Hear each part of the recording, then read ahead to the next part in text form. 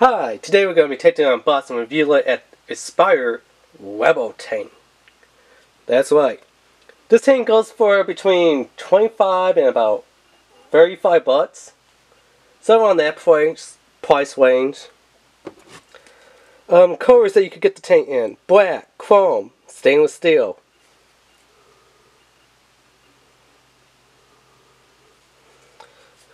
Let's see if I can get my... Let me zoom out a bit. There we go. There we go. Black, chrome, stainless steel. What you get in here: one 3.6 milliliter tank, two 0.10 through 0.16 ohm coils, one ASPiRE glass tank, 10 O-rings, one warranty card, one user manual, one warranty card, and protective silicone cap. So you get one of those. So instead of being in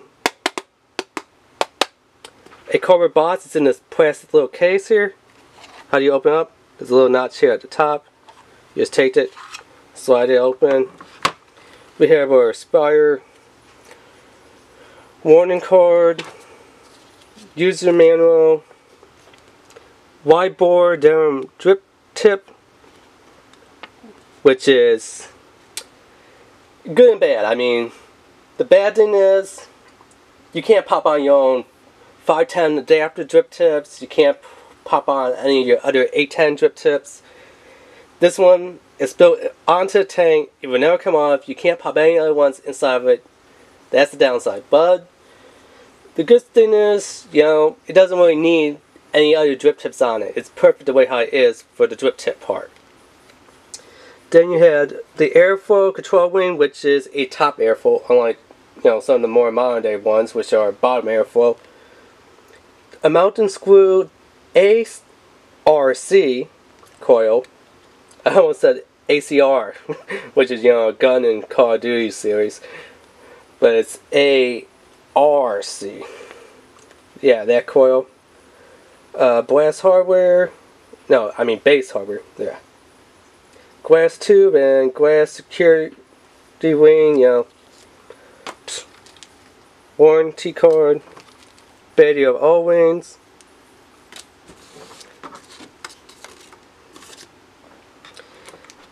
Then you get your, what the heck do they call this thing? Protective silicone cap.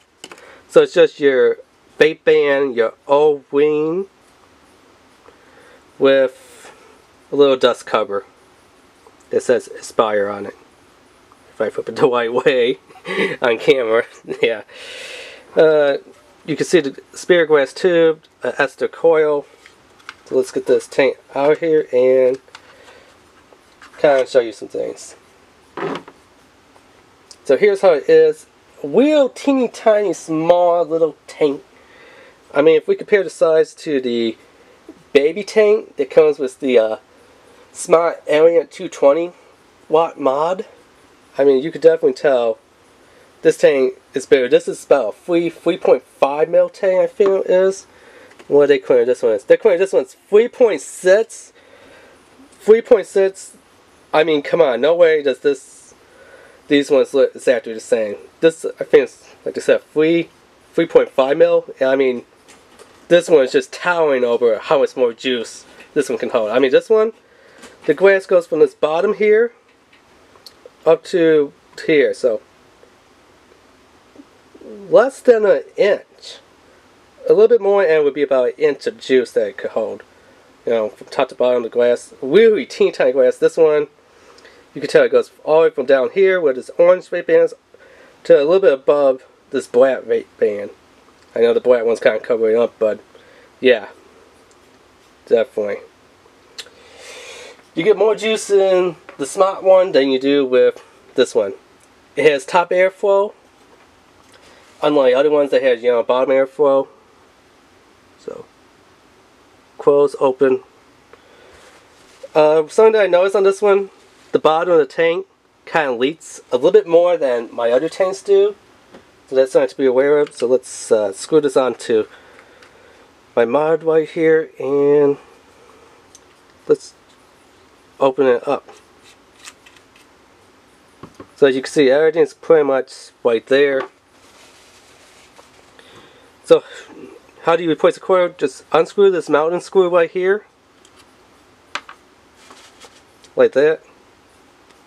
The coil is kind of a pain to take off, but as you can see, that's kind of what the coil looks like. And if we reverse it to the other side, you can kind of see it somewhat on camera. It kind of has, if you've seen like, I can't remember what company it was, but they came out with the maze coil, where the coil kind of looks like a little maze that you would run through, almost like from the Maze Runner movies, you know.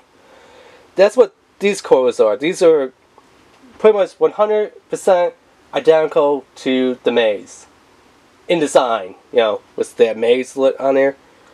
As for performance, I couldn't really tell you, but just from the lit alone, yeah, it's definitely the maze coil. So I know a lot of you are saying, how do you fill this? Well, there's actually two ways to fill in this tank. So one way is, you know, you just grab your juice here, like, you know, your butter chubby gorilla juice. You pop that in there on the top here. Give it a little push down, because that little stem right here on the top piece will push down to open up inside there so you can fill it up.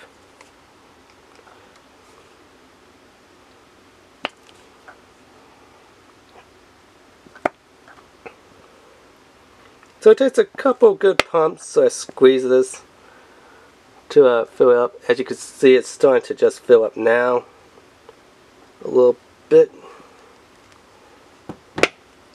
I'm only going to put it, yeah, that's almost full.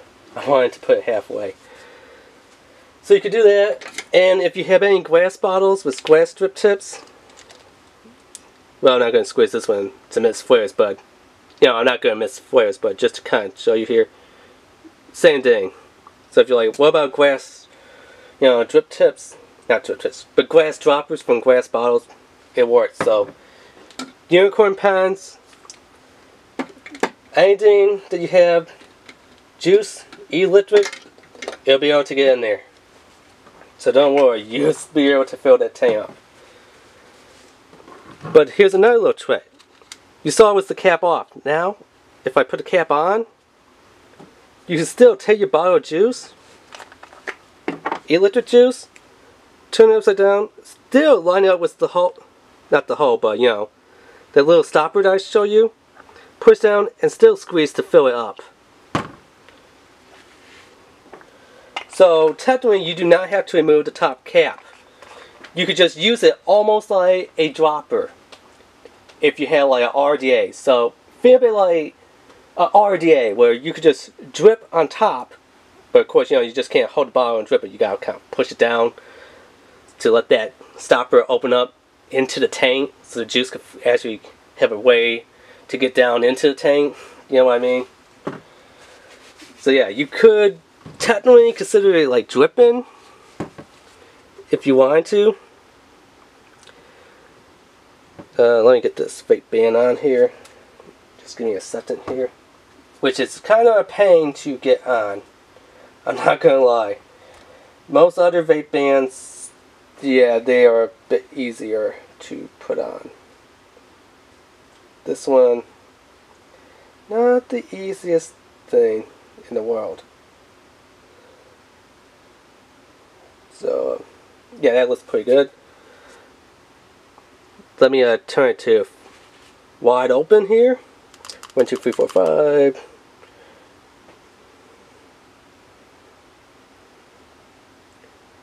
Give me a second here. Now, as you can see on this one, I'm actually using it at a way higher wattage. As you know, on my smart, Alien 220. Usually, when I vape on my coils, I like to have about 56.1, 56.5. Something around that range, which is kind of like mid to low range wattage, which to me it feels good. On this tank, you gotta go like starting at around 70 And maybe it'll just be good for you at around 80 watts, possibly 92, 95 watts. This one you gotta crank the wattage up high, really super high wattage. So just be aware of that. If you have set your usual wattage and your low wattage guy to mid wattage guy like how I am, nothing's gonna happen. Oh, and a little pro tip for y'all. On this one, make sure the bottom part of the glass is screwed securely tightly to the little bottom here. Listen, stop it. Because if you don't, make sure that the glass is fully lined up and closed and the whole thing is secure. From the bottom base to the glass on the tank. Your analyzer, if you have a regulated one, it'll keep telling you that you have an analyzer short and it won't vape. It had to me twice. I went back one time to my dealer. He was like, okay, it worked. I was like, oh, cool. Got home, didn't work. Went back the next time, spent a little bit more time there. Actually, he let it a little bit more because he had a little bit more free time. It worked. So, if yours doesn't work, shut the bottom of the base, unscrew it completely, and screw it back on there. Give it a little more than a snug tightening, and that should fix that problem. Wish I would have knew that before I had made 2 trips, but yep. How does it vape? Whew.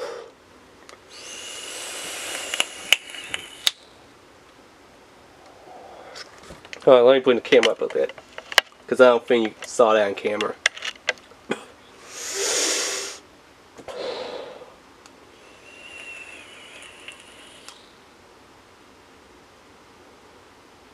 I mean, you can see there is some clouds that's coming out. And this thing's wide open airflow.